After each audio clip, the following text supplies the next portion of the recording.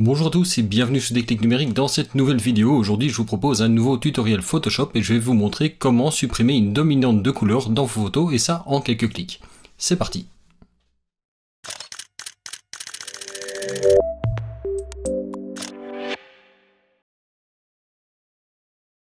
Alors avant de rentrer dans le vif du sujet, je voudrais juste préciser que ce n'est pas moi qui ai inventé cette méthode bien sûr. J'ai juste vu récemment une vidéo sur la chaîne Piximperfect qui m'a donc rappelé cette méthode et que j'ai donc voulu à ce moment-là pouvoir vous retransmettre. Simplement parce que je pense que par rapport à ce que j'ai expliqué dans la vidéo sur Piximperfect, j'ai peut-être une petite chose qui va vous permettre d'améliorer cette utilisation. Et on passe maintenant directement dans Photoshop. Nous voici donc avec une première photo ici où a priori il y a une petite dominante de couleur. Alors je ne sais pas si par rapport à YouTube ça se voit fort, mais en tout cas ici moi dans la photo j'ai clairement une dominante bleutée. Alors ça simplement c'est généralement dû au fait que la photo elle est prise pour la plupart du temps quand je suis en extérieur en balance automatique. C'est peut-être parfois une erreur mais en tout cas c'est parfois le plus simple, surtout quand on sait que l'appareil globalement fonctionne très bien. On pourrait tout à fait bien sûr corriger la balance des blancs au niveau de la partie de développement, mais ça n'empêche que même quand on corrige la balance des blancs, on peut se retrouver avec une dominante de couleur que l'on n'arrive pas tout à fait à annuler, et c'est pour ça que cette méthode devient très efficace ici. Le principe est très simple. Le principe, ça va être de trouver la partie, si vous voulez, cette dominante de couleur et de l'appliquer moyennant une couleur unie sur la photo avec la méthode de fusion divisée. Pour ce faire, rien de plus simple. La première chose que je vais faire, c'est simplement ici cliquer sur la couleur. Là, du coup, j'ai le panneau qui me permet de choisir une couleur. Je ne vais pas m'amuser à en choisir une, je vais en échantillonner une. Donc ici, je vais bien m'assurer au niveau de la taille de l'échantillon qui est fourni. Vous voyez ici en haut, je vais prendre 5 par 5. Ça permet en fait de faire une espèce de moyenne sur un carré de 5 pixels par 5 pixels, ce qui va permettre d'homogénéiser la mesure. Ici maintenant je vais prendre un point dans la photo.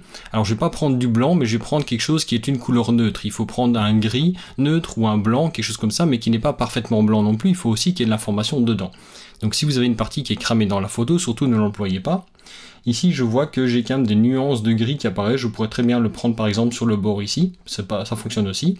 Je clique. Et là, vous voyez que j'ai une mesure qui est faite. Et du coup, ça, c'est la couleur, si vous voulez, qui représente la dominante. Alors ici, je vais simplement cliquer sur OK. Et maintenant, ma couleur est enregistrée ici. Je la vois ici dans le petit carré. Il ne me reste plus maintenant qu'à aller dans le calque ici de réglage, d'appliquer une couleur unie et faire OK. Et ensuite, de passer ce calque-là en mode division. Alors là, vous voyez que déjà la dominante de couleur est partie, mais aussi je perds de l'information. Clairement, j'ai perdu des informations dans les hautes lumières. Ça, c'est simplement dû au fait des maths qui sont derrière cette formule-là. Je ne vais pas rentrer en détail. Si vous voulez en savoir plus, allez voir la vidéo de Piximperfect. Elle est en anglais, mais elle est super bien expliquée. Mais ce qu'il faut en fait ici, pour perdre un minimum de détails avec cette méthode, c'est appliquer la couleur la plus claire possible. Donc garder la teinte, mais d'appliquer la couleur la plus claire. Donc ici je fais un double clic sur mon calque et je vais prendre ici la partie luminosité. Donc je suis en fait sur un réglage TSL, teinte, saturation et luminance. Ce qui m'intéresse ici, moi, c'est de clairement trouver la partie la plus claire. Donc si vous avez la case luminosité qui est cochée, simplement vous allez mettre le réglage au maximum ici et vous voyez que maintenant ici dans la photo, j'ai retrouvé mes détails. Et si je fais un avant et après, vous devriez voir normalement que clairement j'ai cette dominante légèrement bleutée, même légèrement bleu-vert, qui est partie. Alors cette méthode fonctionne très bien, mais elle a un petit défaut, c'est qu'elle a tendance à toujours légèrement éclaircir la photo. Donc ici ça pose pas de problème, parce que clairement quand je regarde mon histogramme, je n'ai rien qui est écrété, il n'y a pas de problème. Mais dans certaines photos, vous pourriez à ce moment-là perdre de l'information. Et c'est pour ça que dans la photo suivante, je vais vous montrer le même principe, mais avec une petite amélioration. Donc ici maintenant on a une deuxième photo, une photo de ma compagne Sandra. Vous voyez qu'ici en fait j'ai une dominante un petit peu bleutée. J'aurais pu le corriger avec la balance des blancs mais ça fonctionne très bien ici avec ce système là aussi. En fait simplement j'ai pris cette photo avec un éclairage publicitaire en rue pour voir ce que ça donnait en termes de rendu de lumière. Mais vous voyez clairement il y a un rendu bleuté dedans. Donc ce que je vais faire ici c'est exactement le même principe. Alors par exemple je pourrais travailler autrement, je pourrais dire que je vais directement créer un calque de couleur unie. Je fais OK, je vais le masquer. Je fais un double clic dessus et là je vais aller échantillonner de nouveau une couleur neutre, quelque chose qui est proche du blanc mais sans en être totalement. Donc ici je vais prendre par exemple le col qui normalement est totalement blanc et je l'échantillonne. Vous voyez clairement que là j'ai une dominante un petit peu violette dedans. Donc je fais OK et maintenant même principe, je vais réactiver ça et je vais passer le calque en mode division. Et vous voyez qu'ici je retrouve maintenant des teintes de peau qui sont beaucoup plus naturelles, mais vous pouvez voir également que j'ai un écrêtage. Alors l'écrêtage, il est dû à la même raison que là tout de suite, c'est que de nouveau j'ai pris une couleur, mais je dois prendre la version la plus lumineuse possible. Donc je refais un double clic ici, et je vais pousser en ayant bien ici la zone lumière mise au maximum.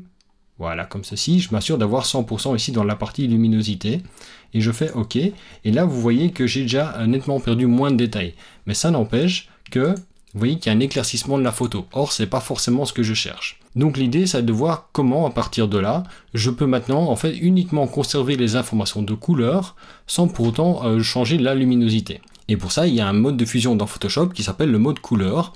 Donc ce que je vais faire, c'est commencer par créer un master. Pour ça, je vais faire majuscule, Alt, Commande et E. Si vous êtes en Mac. Et si jamais vous êtes en Windows, c'est CTRL, majuscule, Alt et E. Du coup ici maintenant j'ai le calque en fait qui est la fusion de tout ce qui a été fait en dessous. Je vais désactiver maintenant en fait ici le calque que j'ai fait pour la correction et je vais prendre le calque qui est la fusion, je vais maintenant le passer en mode couleur.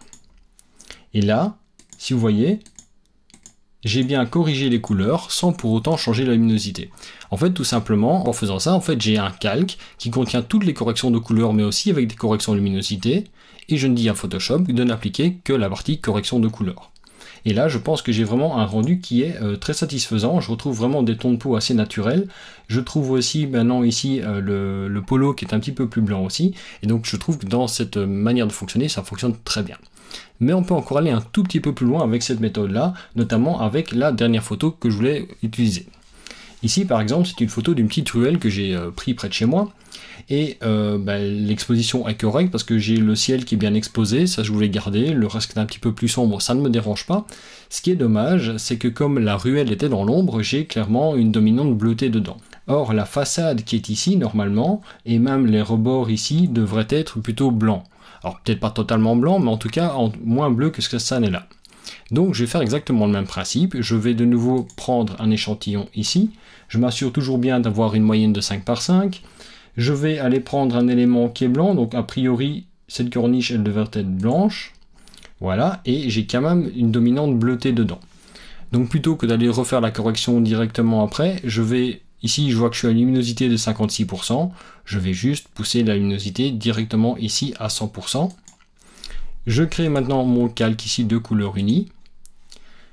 Voilà, je l'applique de nouveau en mode division. Et là, vous voyez maintenant ici que les murs de la ruelle sont déjà nettement plus naturels. D'ailleurs, on retrouve un peu plus de nuances de couleurs. On retrouve un petit peu plus les couleurs naturelles des façades. Alors, si jamais c'était pas la bonne couleur, c'est pas un problème. Je peux recliquer dessus et je vais, par exemple, ici, échantillonner peut-être cette façade-ci, qui est peut-être un peu plus correcte. Je repousse tout ça au maximum en termes de luminosité. Et maintenant, ici, je trouve en fait des couleurs qui sont un peu plus naturelles par rapport à l'ambiance. Donc c'était une ambiance matinale, donc ça correspond un petit peu plus à ce que je voulais. Ceci dit, ce n'est pas appliqué partout où je le veux. En fait, notamment, vous voyez qu'ici le ciel a été altéré, le ciel devient rosé, et moi je n'ai pas envie de ça. Donc l'idée c'est de voir comment je vais pouvoir l'appliquer uniquement dans la partie sombre et pas dans la partie claire. Pour ça, je vais simplement employer les méthodes de fusion. Je vais faire un double clic ici à côté du calque. Et là, je trouve à ce moment-là les styles de calque. Et vous avez les méthodes de comparer sur. Et donc ici, en fait, je vais pouvoir dire quelle est la partie de la photo d'origine sur laquelle je veux appliquer le réglage. Le curseur d'en dessous vous permet de définir quelle est la plage utilisée. Par défaut, c'est toute la plage. Si je prends le curseur noir et que je le relève par là, en fait, ce n'est plus appliqué sur ces tons de luminosité là. Et inversement, si je veux protéger les zones claires, je vais simplement bouger ce curseur-là. Donc ici, c'est ce que je veux faire. Je veux faire en sorte que ce soit appliqué non plus sur toute la photo, mais uniquement sur les zones déjà plus sombres. Donc je vais prendre le curseur ici, et je vais le déplacer progressivement, jusqu'à ce que mon ciel ne soit plus impacté. Voilà, quelque chose comme ceci. Maintenant, je veux aussi qu'il y ait des transitions un peu propres. Donc j'appuie sur la touche Alt ou Option si vous êtes en Mac, et à ce moment-là, je peux diviser le curseur ici, et je vais créer simplement une zone de transition de manière à ce que le réglage s'applique de manière un peu plus propre. Si vous ne faites pas ça, il y aura un moment où le réglage va s'appliquer, puis plus s'appliquer avec juste un niveau de luminosité en dessous, et vous allez à ce moment-là créer des artefacts. Ici, ça permet juste de faire une transition sur une certaine plage de luminosité. Maintenant, je fais OK, Et si je regarde l'effet, vous voyez que du coup, j'ai pu appliquer le réglage comme ça sur les zones d'ombre. Alors même principe que là tout de suite, je veux toujours travailler sur les couleurs et non pas sur la luminosité. Donc je vais recréer un master. Donc majuscule, option et commande si vous êtes en Mac, ou contrôle majuscule et alt, tout en appuyant sur la touche E. Ce qui crée un master. Maintenant ce master, je vais simplement l'appliquer en mode couleur. Et je désactive le calque qui est en dessous.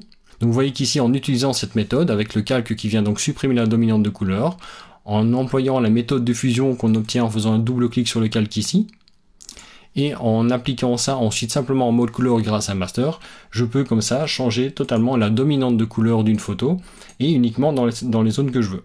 Vous pourriez tout à fait employer aussi un masque de fusion si jamais c'était ce que vous vouliez faire. Voilà donc pour cette méthode dans Photoshop pour enlever une dominante de couleur. Vous voyez que c'est pas très compliqué. Vous prenez un échantillon d'une couleur qui normalement devrait être neutre. Vous poussez cet échantillon de couleur avec une luminosité à 100%. Vous appliquez ça en couleur unie et ensuite vous mettez ce calque là en mode division. Et vous pouvez ensuite améliorer ça avec un master que vous employez juste en mode couleur ou éventuellement avec les modes de fusion qui vous permettent de définir sur quelle zone vous l'appliquez. Ce qui permet comme ça de vraiment corriger de manière très propre les dominantes de couleur dans vos photos. Voilà donc pour cette méthode dans Photoshop pour supprimer la dominante de couleur. J'espère que cette méthode vous aura plu et que la vidéo vous aura plu également. Si tel est le cas, je vous invite à la liker, à la partager, à la commenter. N'hésitez pas à me poser des questions si vous en avez, les commentaires sont là pour ça. N'oubliez pas de vous abonner à la chaîne et d'activer les notifications pour être prévenu de la sortie des prochaines vidéos. Vous pouvez également me suivre sur Facebook via le groupe et la page Facebook de Déclic Numérique. Il y a également le compte Twitter de Déclic Numérique et mon compte Instagram. Vous retrouvez les liens de tout ça à la fois dans la description de la vidéo, mais aussi dans la bannière de la chaîne. Et sinon, moi je vous dis à bientôt pour une prochaine vidéo sur Déclic Numérique.